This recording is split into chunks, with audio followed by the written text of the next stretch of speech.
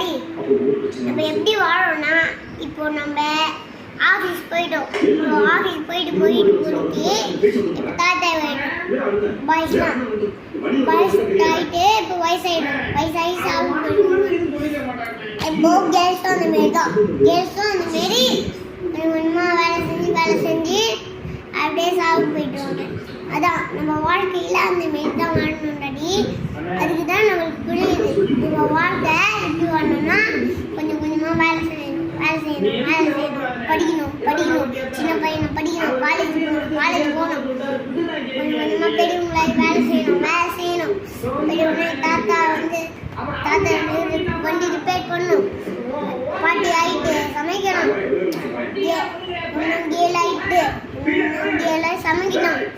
குட்டி பையனை ஃபோன் பண்ணணும். கொஞ்சம் கொஞ்சமாக சாவு போயிட்டு சாமிகிட்ட போயிட்டு செத்துட்டு அப்புறம் சாவு போகணும்.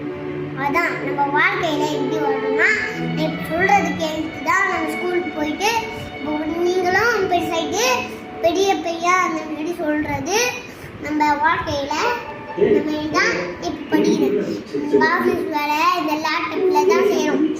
நம்ம படிக்கிறது புக்கில் தான் செய்கிறோம். அம்மா கரண்டியை வச்சு சமைப்பாங்க. தாத்தா டூல்ஸை வச்சு வண்டியை செட் பண்ணிடுவாங்க.